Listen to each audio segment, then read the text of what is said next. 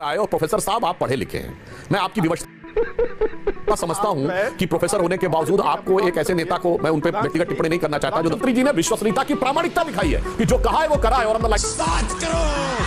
Note में कहूं, हम पे तो आरोपी यही है कि हम अपना एजेंडा लागू करते हैं। धारा 370-35 से लेकर राम मंदिर तक आप ही लोग कहते थे ये तो बीजेपी अपना एजेंडा लागू कर रही है, जो हमारे लिए देखा जाए तो कॉम्प्लीमेंट है। नमस्कार दोस्तों, स्वागत है आपके YouTube चैनल द युवा डिबेट में। तो आज की डिबेट में दोस्तों हम लोग देखने वाले हैं सुधांशु त्रिवेदी, जो कि बीजेपी के कट्टर प्रवक्ता हैं और सांसद भी हैं। दूसरों दोस्तों हम लोगों को देखने को मिलेंगे आरजेडी के प्रवक्ता अनवर पाशा। तो देखिए दोस्तों किस तरह से सुधांशु त्रिवेदी ने अनवर पाशा को बहुत ज़बरदस्त तरीके से रिलाई करते दोस्तों। तो ये डिबेट काफ़ी ज़्यादा जोरदार होने वाला, तो ये डिबेट में आप अंत तक जरूर बने रहिएगा। और अगर गाइस ये डिबेट आपको पसंद है तो प्लीज़ गाइस वीडियो को लाइक शेयर और हमारे चैनल को सब्सक्राइब करना ना भूलें। तो चलिए शुरू करते हैं। हर परिवार में एक नौकरी, हर वो परिवार जो नौकरी से वंचित है, 20 वर्षों से वंचित है, जिसकी आर्थिक दशा खराब है, आर्थिक न्याय के लिए हर परिवार में जिसके यहाँ नौकरी नहीं है एक नौकरी दिया जाएगा। बहुत बेचैन है हमारे सुधांशु जी, बेचैनी बिल्कुल जाहिर है, होनी चाहिए बेचैनी। इस शंखनाद ने बिहार के युवाओं में एक आशा की नई किरण जगा दी है। वो युवा जो 20 वर्षों से निराशा के गर्त में पड़ा हुआ था, आज उसकी आंखों में चमक पैदा हुई है, क्योंकि उसे विश्वास है कि ये उस नेता का वादा है जिस नेता ने 17 महीने की सरकार में 5 लाख युवाओं को नौकरी दी, एक रिकॉर्ड बनाया। ज़बानी जमा खर्च करने वाले नेता तेजस्वी प्रसाद नहीं है। मोदी जी का वादा नहीं है 2 करोड़ युवाओं को हर वर्ष नौकरी दी जाएगी। कहां है 22 करोड़ नौकरी 11 वर्षों में? ये सुधांशु जी बताएंगे। ठीक है। कहां है 15 लाख रुपए जो हर व्यक्ति के खाते में जाएगा? ये ज़बानी जमा खर्च है। इसीलिए विश्वास है युवाओं को विश्वास है तेजस्वी प्रसाद यादव जी के वादे में, उनके संकल्प में, और इसीलिए युवा उनके साथ है। और यही इनकी परेशानी की वजह है। इसीलिए ये हर तरह की ऐसी बातें कर रहे हैं जिसमें इनकी निराशा झलक रही है। अच्छा, हमारी गठबंधन की बात अब कर रहे हैं, बड़ी परेशानी आपको हो रही है, हमारे गठबंधन में एकता नहीं है।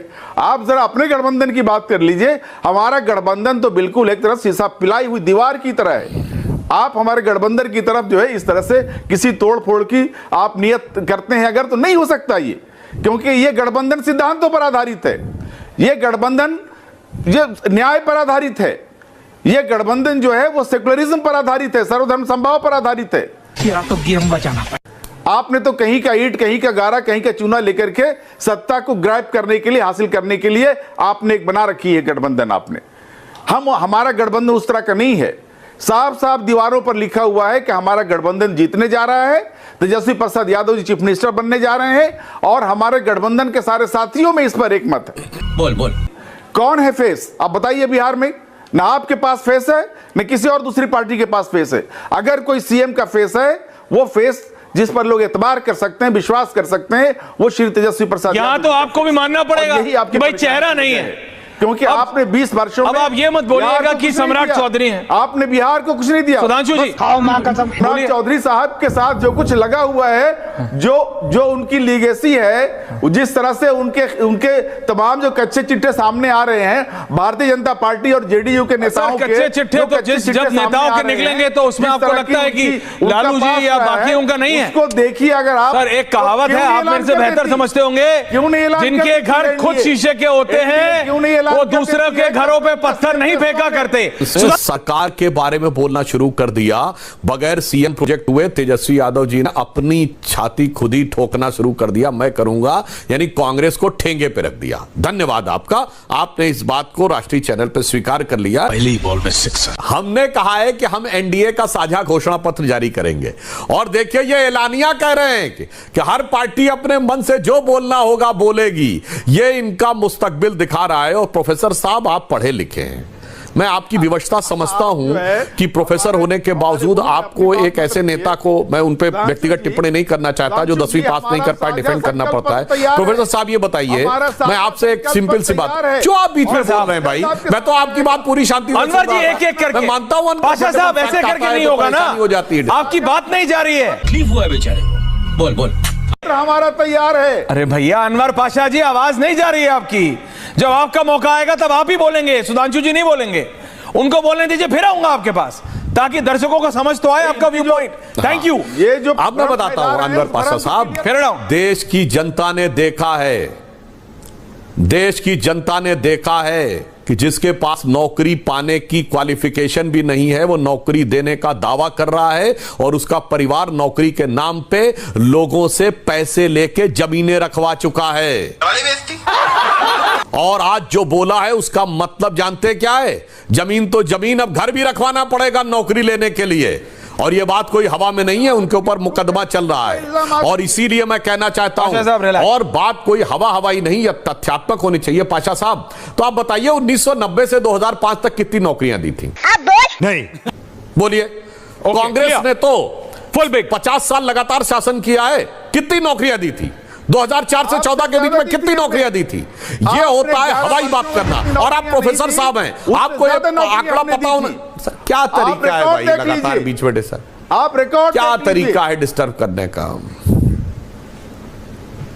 एक एक करके बोलेंगे बेहतर रहेगा। प्रोफेसर साहब, आप इस ढंग की बचकानी बात करें ये उचित नहीं लगता है। आप कह रहे हैं कि तेजस्वी जी के 14 महीने के कार्यकाल में, जबकि वो सीएम नहीं थे, अभी मजा आएगा ना, वो डिप्टी सीएम थे, नौकरी डिप्टी सीएम दे रहा था। और पद सृजित होने की प्रक्रिया क्या रहती है?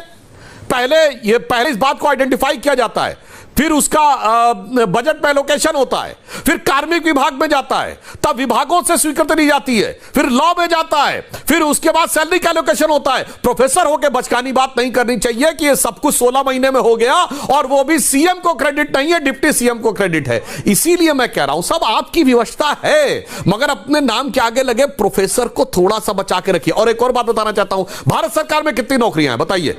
140 करोड़ का देश, कितनी नौकरियां हैं सरकारी? बोलिए। नहीं, मुझे मजाक नहीं उड़वाना अपनी चीज का, मैं नहीं बताऊंगा। तब पता लगेगा बिहार के साथ कितना धोखा कर रहे हैं। और ये गहराई समझिए, पिछली बार जमीन लिखवाई थी, इस बार पूरा घर बार लिखवा लेंगे। नाउ अब 1 मिनट के लिए, अब आप दोनों ने बात कर ली। पवन वर्मा जी, आप बोलिए। नहीं सुना, 1 second Pasha sahab, I gave you time, now please, thank you. Pawan ji, Sudhanshu ji और अनवर पाशा साहब, ये इस बार बिहार में जितने वादे हो रहे हैं कभी हुए नहीं है। आज जो आरजेडी ने करा है वो तो वादाओं का, हर परिवार को आप सोचिए करीबन 1.25 करोड़ परिवार तो होंगे, हर परिवार में एक नौकरी सरकार कैसे देगी? सही पकड़े हैं। Is it possible, is it feasible? क्या ये पॉसिबल है? लेकिन जन स्वराज ने भी कम वादे नहीं किए। पवन जी, आज तेजस्वी यादव कहते हैं कि वो हर परिवार में सरकारी नौकरी देंगे। भाई, अकॉर्डिंग टू उनके ही कास्ट सेंसस 2 करोड़, लगभग 3 करोड़ समझिए, 2.97 करोड़, 3 करोड़ तो परिवार है बिहार में। बात तो सही है। अब वो 3 करोड़ नौकरियां देंगे। अब तक केवल बिहार में चपरासी से लेकर शीर्षतम स्तर तक 26 लाख नौकरी है। तो वो इसका मतलब अब 3.25 लाख करोड़ नौकरियां सरकारी देंगे। उनकी सैलरी कहां से देंगे, वेतन कहां से देंगे, पेंशन कहां से देंगे, और वो करेंगे क्या?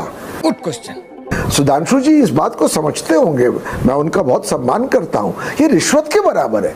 आपने 10,000 रुपए निकाल के 21 लाख महिलाओं को दे दिए।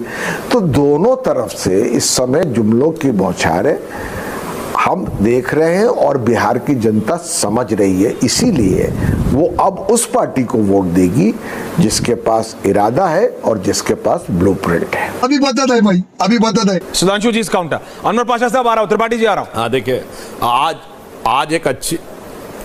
आज एक अच्छी बात है कि पैनल में बहुत प्रबुद्ध लोग हैं। प्रोफेसर अनवर पाशा, पवन वर्मा जी जैसा इंटेलेक्चुअल व्यक्ति जिनका मैं व्यक्तिगत रूप से बहुत सम्मान करता हूं, उनसे मैं विनम्रता से कहना चाहता हूं, साहब ये 10,000 रुपए, पहली बात मैं आपको भी साधुवाद देता हूं। आपने कहा कि 1 घंटे के अंदर 10,000 सबके खाते में पहुंच गए। याद करिए, एक दौर था कि जब एक प्रधानमंत्री ने संसद के पटल पे कहा था, और आप तो हमसे बहुत वरिष्ठ हैं, आपको तो वो एग्जैक्ट वाक्य याद होगा। अभी मजा आएगा ना। ऐश्वर्या जी जानते वो वाक्य क्या था? कि जब दिल्ली से 1 रुपया चलता है तो 15 पहुंचता है। ये तो लोगों को याद है। उन्होंने कहा था जब दिल्ली से 1 रुपया चलता है तो एक हाथ से दूसरे हाथ से तीसरे हाथ जाते जाते घिसते घिसते 15 पैसे पहुंचता है। ये हाथ वालों की करामात थी कि 85 पैसा हाथ वालों के हाथ में रहता था और जिसे मिलना है वो बेचारा हाथ मलते हुए 15 पैसे पड़ता है। आज मोदी जी ने वो चमत्कार दिखाया है कि 100 का 100 पैसा तुरंत का तुरंत सीधे डायरेक्ट बेनिफिट ट्रांसफर के द्वारा पहुंचता। क्या बात है सर, क्या बात है सर। मैं आपके इस रिश्वत वाली बात पे कहता हूं, देखिए महिलाओं के उत्थान के लिए हमारी प्रतिबद्धता पूर्णता प्रामाणिक है। बिहार ही नहीं, हमने हर राज्य में यह काम किया है। और मैं आपको याद दिला दूं, जब केंद्र में यूपीए की सरकार थी तब हमारी मध्य प्रदेश की लाडली लक्ष्मी योजना, ये वो योजना थी जिसकी वजह से शिवराज सिंह चौहान जी का नाम मामू पड़ा था। उन्होंने कहा था कोई भी बच्ची पैदा होगी चिंता मत करना, मामू है। गुजरात में ये योजनाएं थी, ये मैं तब की बात कर रहा हूं प्री 2014। और मोदी जी के आने के बाद चाहे मुद्रा योजना हो या जनधन योजना हो, चाहे प्रधानमंत्री आवास में मुद्रा योजना में 60% महिलाएं हैं जिनको लोन मिला है, और प्रधानमंत्री आवास में 4 करोड़ में 3 करोड़ गरीब वर्ग की जो महिलाएं मिली उनके हाथ में रजिस्ट्री है उसकी। तो महिलाओं के प्रति सशक्तिकरण की हमारी ये प्रतिबद्धता का प्रमाण है। इसको आप ये कहें, जो से जुमलेबाजी वाली बात आपने बिल्कुल सही कही, जो करे नहीं और कहे वो जुमलेबाजी होती है। क्योंकि आज राजनीति में विश्वसनीयता का संकट है। सही पकड़े हैं। नेता जो कहते हैं वो करते नहीं है। प्रधानमंत्री जी ने विश्वसनीयता की प्रामाणिकता दिखाई है कि जो कहा है वो करा है। और अंदर लाइटर नोट में कहूं, हम पे तो आरोप ही यही है कि हम अपना एजेंडा लागू करते हैं। धारा 370 35 से लेकर राम मंदिर तक आप ही लोग कहते थे ये तो बीजेपी अपना एजेंडा लागू कर रही है, जो हमारे लिए एक देखा जाए तो कॉम्प्लीमेंट है कि जो हम कहते हैं वो करके दिखाते हैं। और ये लोग जो कहते हैं वो कभी करके नहीं दिखाते, ये इनके लिए अपने आप में एक प्रकार की समस्या है। क्या बात है सर, क्या बात है sir. Short intervention. Professor Pasha कुछ कहना चाह रहे हैं। रत्नाकर जी आ रहा हूं, पवन जी आ रहा हूं, पवन जी आ रहा हूं। जस्ट ऐश्वर्या जी, पाशा साहब कुछ कह रहे हैं, फिर आ रहा हूं पवन जी। बोलिए ऐश्वर्या जी, बोलिए पाशा साहब, बोलिए। ऐश्वर्या जी, बोलिए सर, बोलिए। ऐश्वर्या जी, सर बोलिए। सुधांशु जी, इनकी पार्टी तो खैर वो इनकी सुधांशु जी की पार्टी के बारे में नीतीश कुमार जी ने कहा था कि महा झूठा पार्टी। आप झूठ फैलाने में महारत रखते हैं। मैं तो पवन वर्मा जी से भी जाहिर है कि इन्होंने भी उसी झूठ का सहारा लिया। अच्छा, उनको सिखा। आप दोबारा सुनिए प्रेस कॉन्फ्रेंस में तेजस्वी प्रसाद यादव जी ने क्या कहा, दोबारा सुनिए। उन्होंने ये कहा कि हर वो परिवार जिसमें कोई भी व्यक्ति नौकरी नहीं करता है उसके आमदनी का कोई जरिया नहीं है, हम सुनिश्चित करेंगे उस परिवार को एक नौकरी देंगे। हर परिवार को नहीं कहा उन्होंने, जहां नहीं है पहले वहां उसको प्राथमिकता दी जाएगी और उस परिवार को नौकरी दी जाएगी। और रही बात विश्वसनीयता की, तो हमारे नेता पर विश्वास है जनता का, क्योंकि जब उन्होंने कहा था कि 10 लाख नौकरी देंगे, उस समय नीतीश कुमार जी ने यही कहा था कि कहां से लाएगा पैसा, अपने बाप के घर से लाएगा। वीडियो देखकर आपको समझ में आ ही गया होगा दोस्तों कि किस तरह से सुधांशु त्रिवेदी ने अनवर पाशा का जबरदस्त तरीके से कुटाई कर दी थी दोस्तों। तो ये डिबेट अगर आप दोस्तों आपको पसंद है तो प्लीज़ गाइस वीडियो को लाइक शेयर, हमारे चैनल को सब्सक्राइब कर ही लीजिए। और हाँ दोस्तों, साथ ही साथ आप कमेंट में ज़रूर अपनी राय दीजिए।